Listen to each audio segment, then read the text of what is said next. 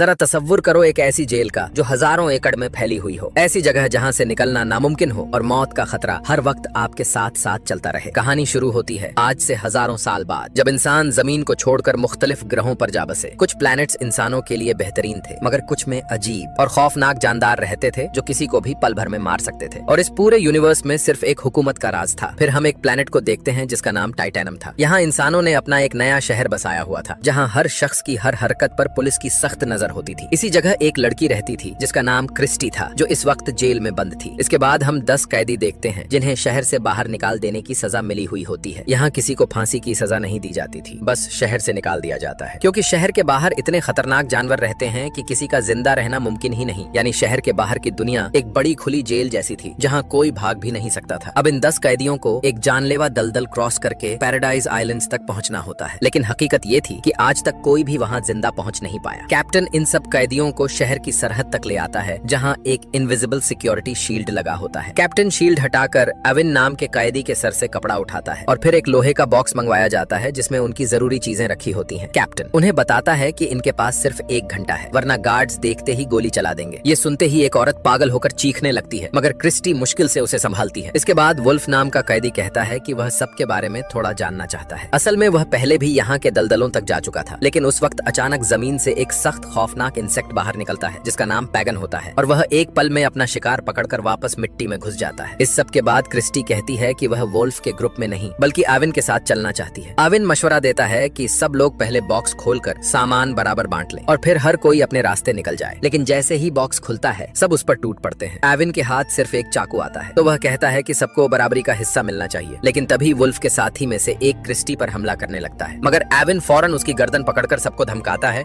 कि अगर किसी ने किसी पर वार किया तो नतीजा बुरा होगा। आखिर में वुल्फ उन्हें उनका हिस्सा दे देता है। फिर आविन कहता है कि मेरे हिस्से में जो खाने की चीजें आती हैं वो मुझे ना दो, बदले में मुझे वो खाली बॉक्स दे दो। ये सुनते ही वुल्फ खुशी खुशी मान जाता है। इनमें ये सब हो ही रहा था कि महल की तरफ से अचानक आवाज आई कि कैदियों को फौरन यहाँ से निकलना होगा। ये सुनते ही वुल्फ ने अपनी टीम को तुरंत आगे बढ़ने का हुक्म दे दिया। उस वक्त एविन और क्रिस्टी ने वो भारी बॉक्स कमर से बांधा और दोनों अपने रास्ते की तरफ निकल पड़े, मगर अचानक महल की तरफ से इन पर अटैक होने लगा और सब लोग पत्थरों के पीछे छुपने पर मजबूर हो गए। एविन को उसी पल अंदाजा हो गया कि ये हमला असल में उसे ही खत्म करने के लिए किया गया है। एविन ने क्रिस्टी को नीचे झुककर बिल्कुल आहिस्ता आहिस्ता रेंगते हुए आगे बढ़ने को कहा। कुछ ही देर में दोनों एक सुरक्षित जगह तक पहुंच गए, लेकिन एविन ने देखा कि वुल्फ की टीम पीछे से उनका पीछा कर रही है। थोड़ी दूर जाने के बाद क्रिस्टी ने पूछा, क्या सच में पैराडाइज आइलैंड नाम की कोई जगह है भी? एविन ने सांस भरी और बोला, अगर वो मौजूद न होती तो हुकूमत हम पर हमला क्यों करती? एविन बताता है कि वह पहली बार इस रास्ते पर जा रहा है, लेकिन फिर भी उसे पूरा यकीन है कि वह वहां जरूर पहुंच जाएगा। पता चलता है कि कुछ साल पहले एविन हुकूमत के प्रेसिडेंट का एडवाइजर हुआ करता था। दूसरी तरफ हम नया प्रेसिडेंट देखते हैं जो कैप्टन को बुलाकर गुस्से में पूछता है, ये एडवाइजर अब तक जिंदा कैसे है? कैप्टन उसे तसल्ली देता है कि आज तक कोई भी इस दलदल से जिंदा निकला ही नहीं, तो ये भी मारा जाएगा। इधर एविन और क्रिस्टी को रास्ते में थोड़ा सा साफ पानी मिलता है। क्रिस्टी फौरन अपना चेहरा धोती है और सोच में डूब जाती है कि आगे क्या होगा। उसी वक्त एविन बड़े सख्त लहजे में कहता है, हिलना मत। क्रिस्टी को गलतफहमी होती है कि एविन उसका नुकसान करना चाहता है, मगर असल बात ये थी कि एविन ने वो खतरनाक पेगन इंसेक्ट देख लिया था जो जमीन से बाहर निकलने वाला था। जैसे ही वो पेगन एविन पर झपटा, क्रिस्टी ने हिम्मत दिखाकर चाकू से उसका हिस्सा काट दिया।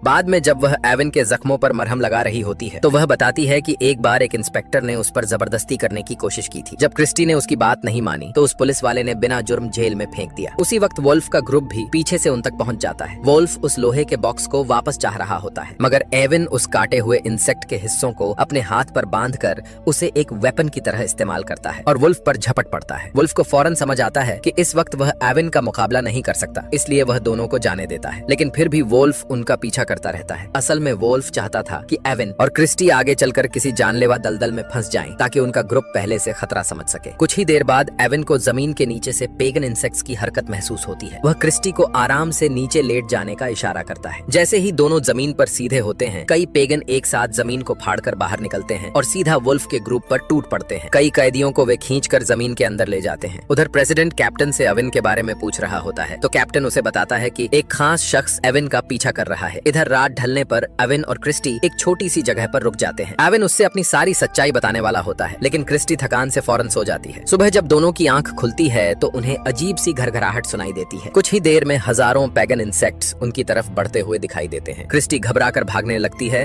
मगर एविन उसे तुरंत पकड़कर लोहे के बॉक्स के अंदर डाल देता है। खुद भी उसमें लेटता है और ढक्कन जोर से बंद कर देता है। इस तरह दोनों इन इंसेक्ट्स के हमले से बच तो जाते हैं, लेकिन बॉक्स का ढक्कन बुरी तरह टूट जाता है। दरअसल एविन ने यह बॉक्स इसी खतरनाक मुश्किल से बचने के लिए मंगवाया था। आवाजें खामोश होने पर दोनों बॉक्स से बाहर आते हैं और उसे वहीं छोड़कर आगे बढ़ जाते हैं। कुछ दूर चलने पर वे दलदल के शुरुआती हिस्सों में पहुंचते हैं। पीछे से वुल्फ का पूरा ग्रुप भी उनका पीछा कर रहा होता है। लेला नाम की एक लड़की को शक होता है कि इस रफ्तार से तो एविन और क्रिस्टी बहुत आगे निकल जाएंगे, इसलिए वह तेज कदम बढ़ाती है। लेकिन वुल्फ उसे रोकने के लिए दौड़ता है कि वह दलदल में न फंस जाए, मगर बदकिस्मती से वह खुद ही फिसलकर दलदल में फंस जाता है। इसी दौरान लेला सबको बताती है कि एविन पहले प्रेसिडेंट का एडवाइजर था और वह जानता है कि इस दलदल से जिंदा कैसे निकला जाता है। यान नाम का एक कैदी वुल्फ को दलदल से निकालने में मदद करता है। अब रात होती है। एविन और क्रिस्टी फिर एक जगह पर रुकते हैं। एविन उसे कच्चे मेंढक खिलाकर ताकत दिलाता है और फिर अपनी असली कहानी बताता है। वह कहता है कि वह पुराने प्रेसिडेंट का एडवाइजर था, लेकिन जब उसने हुकूमत का काला सच देखा तो उसने आवाम के सामने इस सिस्टम को बेनकाब करने की कोशिश की। हुकूमत किसी को सीधा कत्ल नहीं कर सकती थी, इसलिए उसे सजा के तौर पर इस मौत भरी दलदल में फेंक दिया गया। एविन बताता है कि यहाँ भेजने से पहले उसने सिस्टम के अंदर एक खास वायरस छुपा दिया था, जिससे उनका सारा सिस्टम तबाह हो जाएगा। यह वायरस एक सीक्रेट कोड से बंद है और वह कोड सिर्फ उसे ही मालूम है। जल्द ही सिस्टम पूरी तरह तबाह हो जाएगा। न कोई हथियार काम करेगा, न कैमरास, न सैटेलाइट्स। फिर लोग अपनी मर्जी का नया सिस्टम खुद बनाएंगे। क्रिस्टी यह सब सुनती है तो कहती है, फिर तो हुकूमत के लोग तुम्हारे पीछे पागल होकर पड़े होंगे। एविन कहता है कि उसे पूरा यकीन है कि तब तक वह यहाँ से निकल चुके होंगे। इधर शहर में सिस्टम तबाह होना शुरू हो जाता है। पहले कम्युनिकेशन सैटेलाइट्स बंद होती हैं और फिर बाकी सारे सिग्नल डेड होने लगते हैं। इधर हम अगली सुबह लेला और वह कैदी जो वुल्फ का ग्रुप छोड़ चुके होते हैं, उनका सामना रास्ते में कुछ जंगली लोगों से हो जाता है। उनकी चीखें दूर तक सुनाई देती हैं। क्रिस्टी बहुत उदास हो जाती है और रोकर कहती है कि जिसने यह सजा बनाई होगी वह कितना जालिम होगा। मगर एविन उसे बताता है कि किसी को तुरंत मार देने के बजाय जेलों की जगह उन्हें खुले में छोड़ देने का यह आइडिया उसी का था। यह सुनते ही क्रिस्टी बहुत गुस्सा होती है और एविन पर चीखने लगती है। उधर वुल्फ को पत्थरों के पीछे अपने कुछ लोग छुपे मिलते हैं। अपनी जान बचाने के लिए लेला उसे बताती है कि उसे हुकूमत की तरफ से ऑफर मिला था कि अगर वह प्रेसिडेंट के एडवाइजर यानी एविन को मार दे तो हेलीकॉप्टर आकर उसे ले जाएगा। वुल्फ के दिमाग में एक खतरनाक सोच आती है कि अगर वह लेला को ही खत्म कर दे तो शायद हुकूमत उसे भी यही मौका दे दे। मगर अब लेला उसके हाथ नहीं आती और भागकर दलदल में गिर जाती है, जहाँ एक बदतमीज बड़ी सी स्पाइडर के जाल में फंसकर मारी जाती है। जब कैप्टन को खबर मिलती है कि उनकी जासूस मर गई है तो वह सर्जेंट मैथियस को हथियार देकर इस एडवाइजर को खत्म करने के मिशन पर भेज देता है। दूसरी तरफ वुल्फ का एक और साथी रास्ते में मर गया। इधर यान ने एविन और क्रिस्टी को कंफ्यूज कर दिया, जिससे एविन सीधा वुल्फ के ट्रैप में फंस गया। वुल्फ ने अचानक उसे जकड़कर कैद कर लिया था, क्योंकि अब वह उसे मारकर गवर्नमेंट से अपनी आजादी लेना चाहता था। अब एविन ने देखा कि कोई रास्ता तो है नहीं, तो उसने क्रिस्टी को भाग जाने को कहा, लेकिन क्रिस्टी आगे से उसे किस करने लगी। इधर वुल्फ ने एविन को खड़े होने का हुक्म दिया, मगर एविन सुनने को तैयार ही नहीं था। मजबूरन वुल्फ को उसे अपनी पीठ पर उठाकर आगे बढ़ना पड़ा। इधर हम देखते हैं कि सर्जेंट मटियास और उसका ग्रुप पुरानी जेल के खंडहर में रहता था, जहाँ खतरनाक कैदियों का बसेरा था। कुछ देर बाद वुल्फ भी वहाँ पहुँच गया। फिर उसने एविन और क्रिस्टी को एक जगह रखकर सर्जेंट मटियास से डील करने चला गया, लेकिन उनके बीच बात चल ही रही थी कि एविन वहाँ से निकल भागा। वुल्फ ने घबराकर सर्जेंट को कहा कि फिक्र मत करो, वह उसे ढूंढ लेगा। मगर सर्जेंट गुस्से में आया और सीधी गोली चला दी। इसके बाद जब क्रिस्टी और यान उसके सामने आए तो उसने यान को भी मार डाला और क्रिस्टी को कैद करके आगे बढ़ने लगा। इसी दौरान एविन सामने आ गया और सार्जेंट से कहा कि क्रिस्टी को छोड़ दो, बदले में वह खुद को उसके हवाले कर देगा। क्रिस्टी को रिहा करते ही पीछे से वुल्फ ने अचानक सर्जेंट को मार गिराया। वुल्फ अब बिल्कुल आखिरी सांसें ले रहा था, लेकिन वह अपना बदला लिए बगैर मरने वाला नहीं था। तभी एविन ने उसका शुक्रिया अदा किया तो वुल्फ ने उसे आखिरी बार कहा कि पैराडाइज आइलैंड जाने की कोशिश मत करना, वैसी कोई जगह है ही नहीं। यह कहकर वुल्फ मर गया। बाद में एविन क्रिस्टी को बाहों में उठाकर समुद्र के किनारे ले आया। उसे अंदाजा हुआ कि समुद्र पार करने के बाद ही पैराडाइज आइलैंड पहुंचा जा सकता है। समुद्र पार करने के लिए एविन ने पौधों का एक छोटा सा फ्लोटिंग आइलैंड बनाया जो पानी पर तैर सकता था। इधर कैप्टन को सर्जेंट से कोई कांटेक्ट नहीं मिल रहा था, इसलिए उसे समझ आ गया कि एडवाइजर को खोजने का कोई फायदा नहीं, लेकिन फिर भी उसने एविन का पीछा करने के लिए एक आखिरी ड्रोन भेज दिया। इधर अब क्रिस्टी होश में आई तो उसे महसूस हुआ कि वह छोटा सा पौधों का आइलैंड धीरे धीरे डूब रहा है। उनके साथ जो नाम का एक कैदी था वह पानी में कूद गया ताकि वेट कम हो जाए और एविन और क्रिस्टी बच सके। अचानक उनकी नजर एक ड्रोन पर पड़ी जो सीधा उनकी तरफ आ रहा था, लेकिन उन तक पहुंचने से पहले ही ड्रोन सिस्टम खराब हो गया और वह पानी में गिर गया, क्योंकि जहां से यह कंट्रोल हो रहा था वहां एविन का